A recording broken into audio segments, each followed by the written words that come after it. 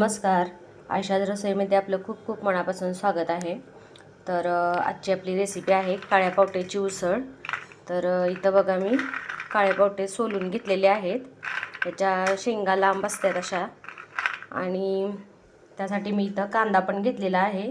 2 मोठे कांदे कट करून घेतलेले आहेत या उसळसाठी. आता आपण सगळ्यात पहिल्यांदा हा काळा पावटा कुकरला शिजवून घ्यायचा आहे. 2 शिट्ट्या करून घ्यायच्यात कुकरच्या.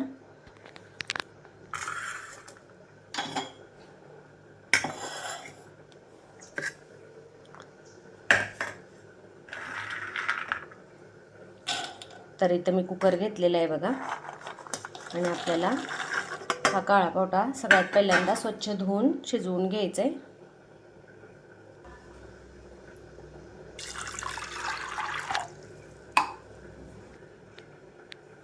तर इथं बघा मी सगळ्यात पहिल्यांदा हा काळा पावटा शिजवून घेणार आहे. चांगला मऊ शिजला की याची उसळ चांगली होते बघा.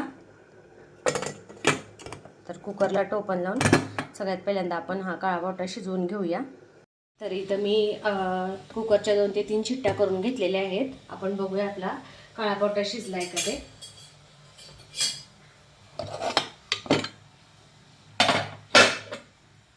तर बघू शकता तुम्ही,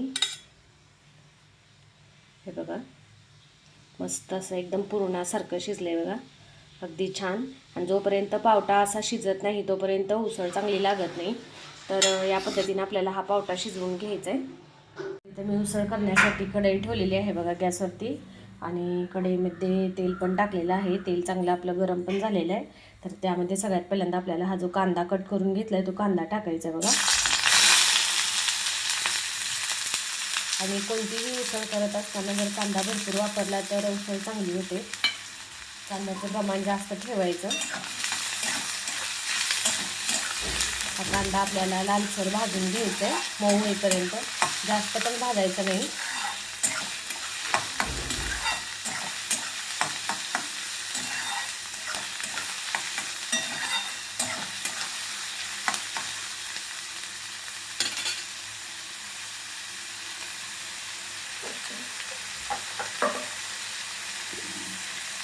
तर नेहमीप्रमाणे कांदा भाजत असताना आपल्याला त्यामध्ये थोडंसं मीठ घालायचं आहे, म्हणजे कांदा पटकन भाजतो.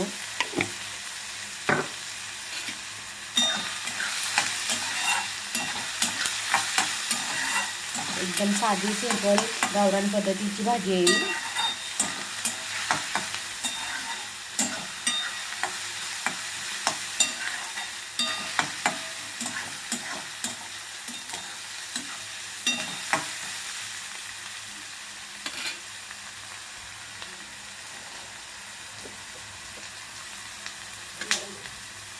तर इथं बघा कांद्याचा कलर चेंज झालेला आहे हलका.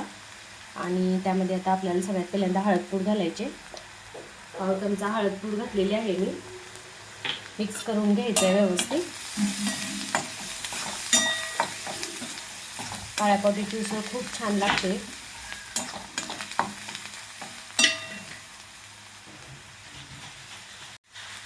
आता यानंतर आपल्याला चवीनुसार आपल्याला जेवढी पाहिजे तेवढे घरगुती लाल तिखट घालायचं आहे बघा.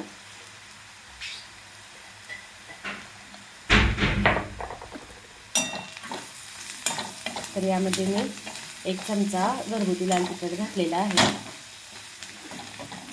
आता यामध्ये आपण हे जे काळा पावटा शिजवून घेतला होता कुकरला, तो या पाण्यासोबतच आपल्याला यामध्ये घालायचा आहे.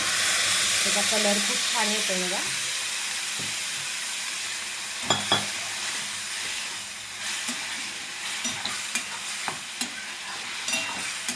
सगळं मिक्स करून घ्यायचं.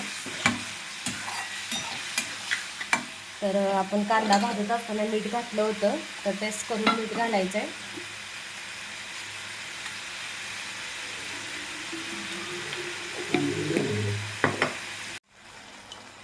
तर आता आपल्याला यामध्ये थोडंसं मीठ घालायचं आहे. टेस्ट करून मिक्स करून घ्यायचं आहे. आणि याच्यावरती झाकण ठेवून 5 मिनिट हे पाणी आटेपर्यंत आपल्याला वाफवून घ्यायची भाजी.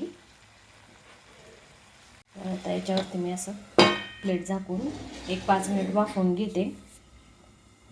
तर बघूया आपण आपली उसळ शिजली का. बघू शकताय तुम्ही मस्त अशी कलर आलेला आहे या उसळला. खूप छान अशी रसरशीत उसळ झालेली आहे. गावरान पद्धतीची उसळ एकदा करून बघा या पद्धतीनं. सीझन चालू झालेला आहे काळ्या पावट्याचा. तर मस्त अशी रसरशीत उसळ करून बघा. ज्वारीच्या भाकरीबरोबर चपातीबरोबर खूप छान लागते. छान अशी आपली उसळ तयार झालेली आहे. आता यामध्ये आपल्याला गार्निशिंगसाठी मस्त अशी बारीक कट केलेली कोथिंबीर घालायची. खूप छान मस्त अशी टेस्टी उसळ आपली तयार झालेली आहे, काळ्या पावट्याची उसळ.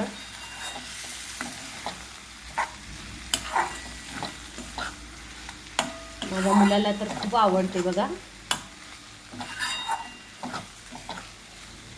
तर मस्त अशी आपली उसळ तयार झालेली आहे. या पद्धतीने करून बघा तुम्ही.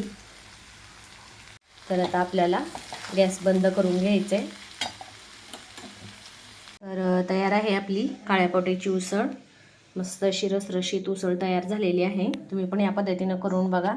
तुम्ही ही उसळ ज्वारीच्या भाकरीबरोबर किंवा चपातीबरोबर पण खाऊ शकता. भातावर तर गरम गरम भातावर तर खूप छान लागते.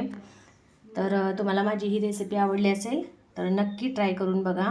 आणि माझ्या व्हिडिओला लाईक करा, शेअर करा, कमेंट्स करा.